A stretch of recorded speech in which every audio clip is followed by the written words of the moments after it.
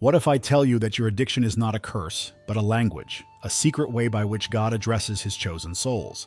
Karl Gustav Jung made a discovery so deep and daring that official religion could not accept it. He asserted, addiction is not weakness, not a mistake, and not an illness in the usual sense. It is the whisper of a higher power, striving to awaken in a person that which has long been asleep in his soul. While most see punishment in addiction, Jung regarded it as a spiritual dialogue, a difficult, painful, but utterly personal conversation between a human being and God.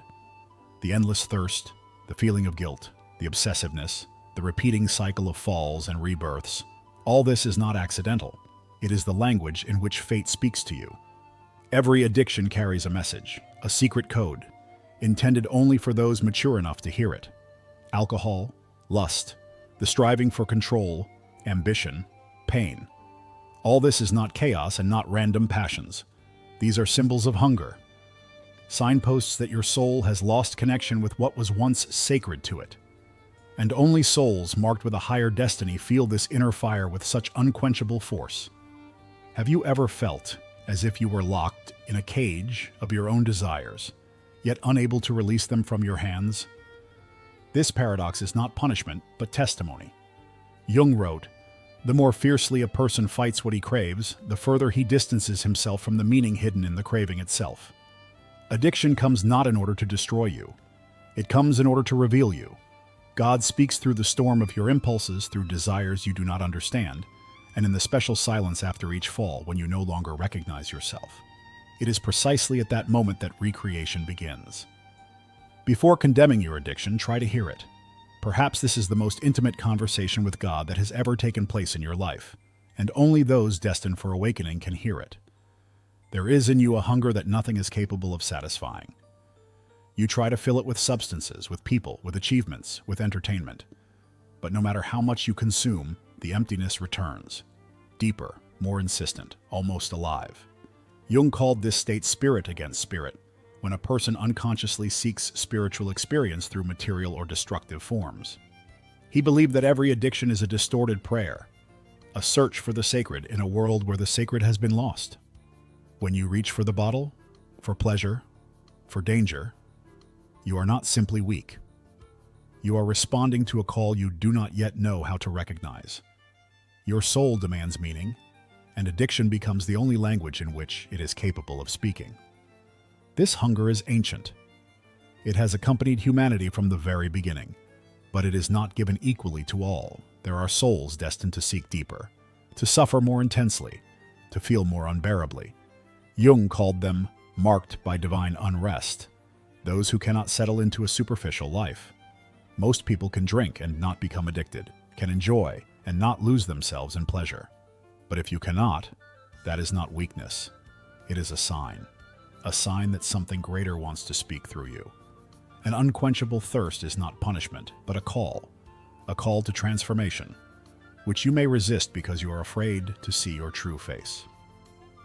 Jung saw in alcoholics, drug addicts, and people obsessed with ambition individuals carrying a special spiritual wound. He understood. They are not seeking alcohol, power, or pleasure. They are seeking God, even if unconsciously. They are trying to touch something transcendent, a world where the breath of meaning exists again, and therefore they drink in order to feel a living connection, to feel themselves existing, to return, if only for a moment, to this soulless, mechanical world, the lost taste of divine magic. But here is where the true turning occurs. The very addiction that seems like a bridge to healing itself becomes a wall. What you try to use to quench your thirst is precisely what prevents you from quenching it. You drink to attain wholeness, but with each swallow you shatter yourself into fragments. You seek pleasure to mute pain, but that pleasure itself becomes the source of new pain. Thus a closed circle is born, a paradox, as if carefully created to deprive you of illusions. However, as Jung wrote, there is no chaos in this. It is not a curse and not an accident. It is a spiritual mechanism, precise and merciless, created not for destruction but for purification. It is a trial through which only those pass whose souls are strong enough to endure the truth about themselves. God does not speak to everyone through addiction. Not everyone is destined for such a language. But if it is through it that he speaks to you, know this: the message is always the same. What you seek outside can be found only inside. the thirst you feel is real. It is not illusion, not whim, not weakness. It is the call of the soul, but you have directed it in the wrong place.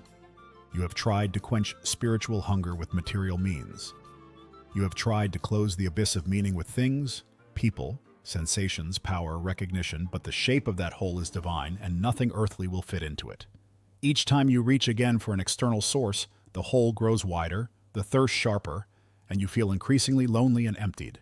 And yet there is good hidden in this, for only one who has realized the futility of the external path is finally capable of turning inward. Addiction breaks you, but in its ruins, something whole can be born.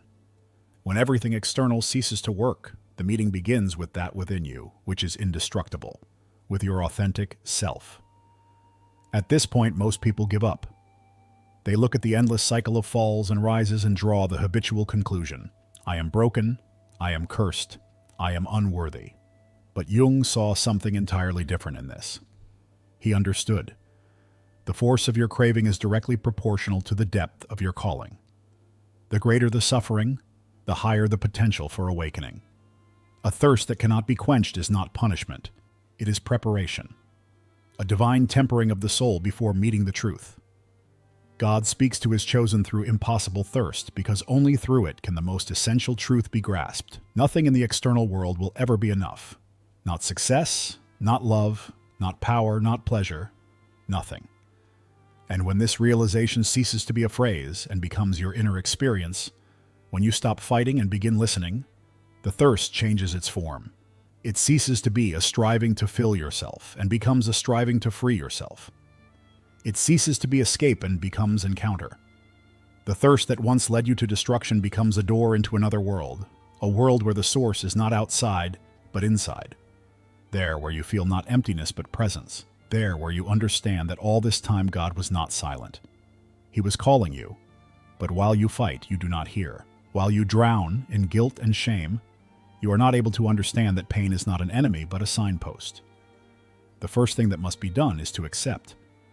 To accept that addiction is not a monster but a teacher, your guide in the darkness, that very thorn in the flesh that will not let you fall spiritually asleep until you turn inward and meet face to face that from which you have fled your entire life. Thirst will never be quenched by anything external, and in this lies its blessing, because it is not meant for satisfaction, it is meant for awakening. Thirst is a call, craving is an invitation, and your addiction is the only force powerful enough to finally compel you to respond. You tried to quit. Thousands of times. You made promises. To yourself. To others. Perhaps even to God. Each time sincerely, with hope that now everything would be different. And yet you fell. Again and again. Each relapse became a sentence for you. Proof of your weakness. Your brokenness. Your supposed hopelessness. But what if the fall is not the opposite of rising? What if each collapse is a step forward in a journey whose meaning you are not yet able to see? Jung believed that the repeating cycle of addiction and relapse is not a sign of defeat, but an inevitable descent into those depths of your psyche that you avoided all your life. He called this the encounter with the shadow. The shadow is your dark side. Everything you deny, repress, lock in the depths of consciousness. Anger, fear, guilt, shame, jealousy, insatiable desire. Everything you are afraid to admit in yourself. But addiction possesses a sacred property. It drags all this outward. Each fall, each shame, each I relapsed again is not only pain, it is revelation. You confront a truth about yourself that you would never have seen if life had remained smooth and controlled. An addicted person cannot hide behind masks. It strips everything away. Social roles, decency, excuses. And at some point you remain alone. Before yourself. Before life. Before God. And in this nakedness lies the essence of the process. Most people pass through life without ever knowing who they truly are. They build false identities, live for approval, for safety, and never meet their soul face to face. But those marked by addiction cannot avoid this meeting. They are forced to descend into the underworld of their psyche, whether they want to or not. Each fall is a step deeper. Each crisis is an invitation inward, to where what Jung called the self awaits, the center where the authentic I lives. Jung knew this is not a downfall, not a mistake, but initiation. All great myths tell of this. The hero must always descend into darkness, into the cave, into hell, into the heart of his shadow before he can rise to the light. He must meet the monsters. which are none other than reflections of his own soul. And only after passing through this darkness does he gain his true strength. Only after meeting the shadow is he capable of rebirth. Your addiction is your underworld. Each relapse is another layer stripped from you, another illusion destroyed, another false personality exposed and annihilated. It feels like death, and in a sense that is exactly what it is. But death is not the end. Death is a gate. It is the beginning of transformation. And precisely where you feel most lost, God speaks to you most clearly. Falls are not accidental. They follow a pattern, a rhythm, which Jung called the spiritual alchemy of the soul. You rise with hope, fall into despair, rise again with determination, and fall again, now with guilt. Again and again. Each cycle brings a lesson. Each repetition an attempt of the soul to show you something you do not yet wish to see. And the cycle continues until you realize one simple but crushing truth. You cannot save yourself by willpower alone. You will not overcome addiction through discipline, control, or logic. This is the greatest paradox for the strong. For most of you are fighters. You are accustomed to winning, to withstanding blows, to never giving up before anything. But addiction does not submit to force. It feeds on it. The stronger you fight, the tighter it holds you. The more fiercely you resist, the deeper its root grows. Because addiction is not an enemy, but a trial requiring another form of strength, the strength of surrender. Surrender is not defeat. It is the recognition that you have encountered something higher than your ego, something that requires humility, not struggle. It is the moment of truth when you first say, I cannot alone, I need help. I am ready to go inward. The path forward is not upward, but downward, not into the light of illusions, but into the darkness of truth. Further, into the gloom of the unconscious. Further into that unknown where not an enemy awaits you, but revelation. You descend to where those parts of you lie, from which you have fled your whole life. And precisely there, in the depths of your underworld, the ascent begins. Jung noted that those who truly free themselves from addiction do so not through victory, but through integration. They stop waging war with their shadow, stop seeing it as an enemy, and begin recognizing it as part of themselves, wounded, rejected, longing to be understood, not destroyed. They stop fighting the fall and begin learning from it. Each fall ceases to be a catastrophe and becomes a lesson. Each relapse a mirror in which is reflected not their weakness but their humanity. Each time you collapse, you are given a gift, a chance to see yourself more clearly, to understand why you crave what you crave, why you run from what you run from, and why pain sounds in precisely this tone. With each fall, if you are not blinded by guilt but are ready to look, you move closer to the truth that one day will make you free. This path is not a straight ascent. It is a spiral. It leads downward into darkness, and then rises again to light. There is a part of you that always watches, from the corner of your consciousness, from the silent depth, where the gaze of God and the gaze of your soul coincide. It knows everything. Every secret you hide from others, every lie with which you comfort yourself, every moment of weakness you would prefer to forget. This is not conscience. Conscience judges. This sees. It is not a moral overseer, but an ancient witness of your authentic self. Jung called it the shadow. It has been with you since birth, growing in silence, in every repressed truth, in every feeling you refuse to live through. Your addiction feeds precisely on it. It breathes what is hidden. It lives in the darkness of what you do not want to admit.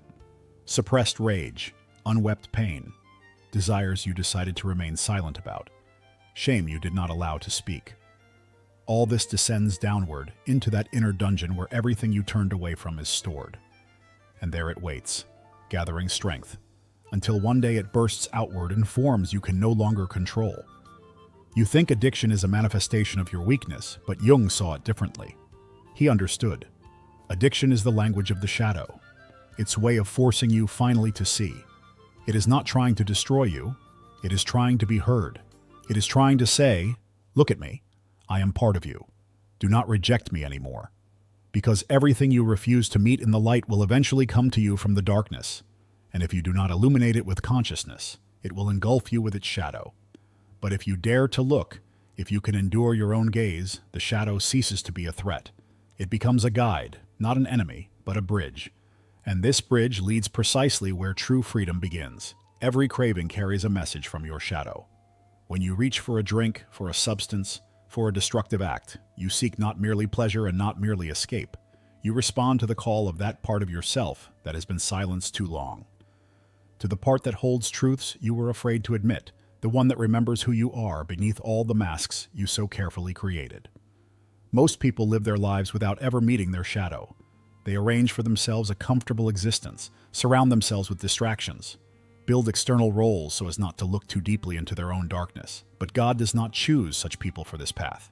He chooses those who cannot run away, those whose shadows refuse to be forgotten, those whose inner darkness becomes so loud that it drowns out all external noise.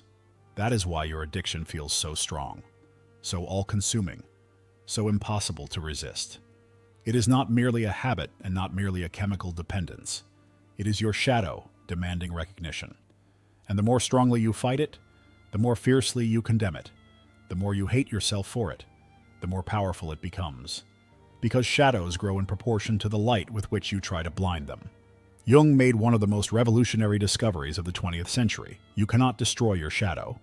It cannot be expelled by prayer, tamed by discipline, or silenced by shame. The only path forward is integration.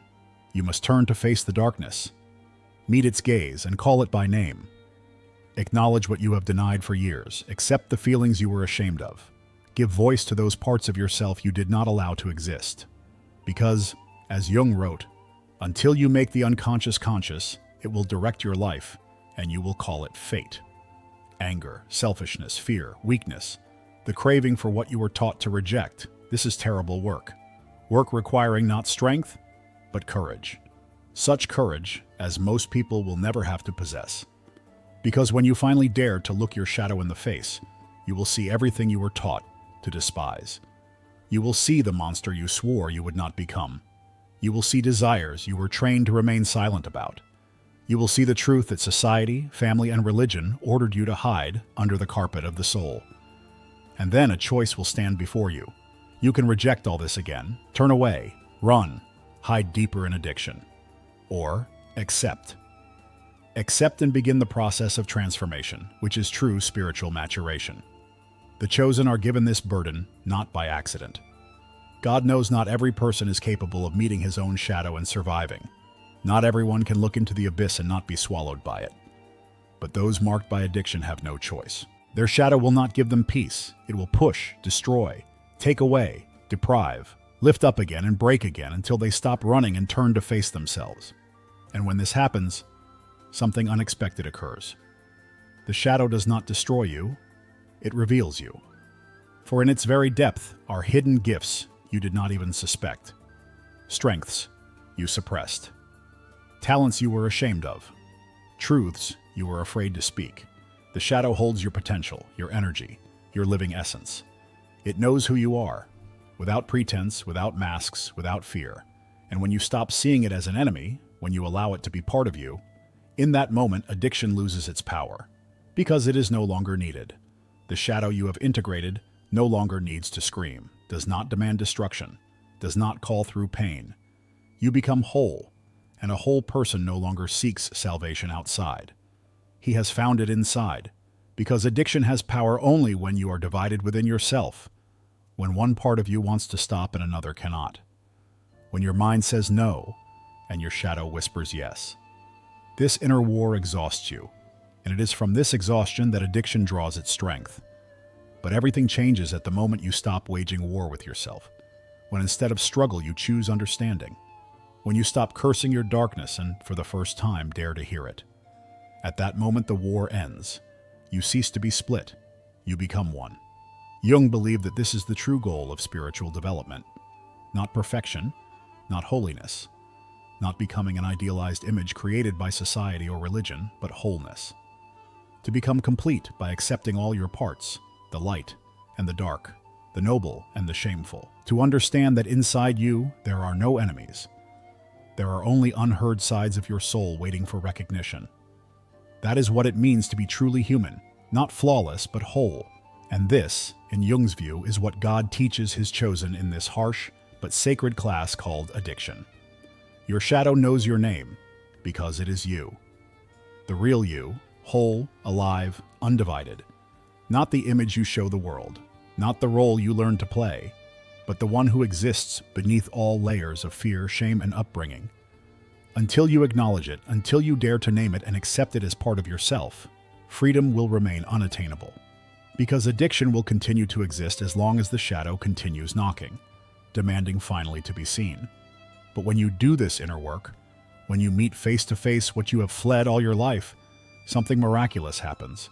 The thirst that once ruled you turns into a compass pointing the way to your authentic self. The addiction that once destroyed becomes the catalyst of your deepest transformation.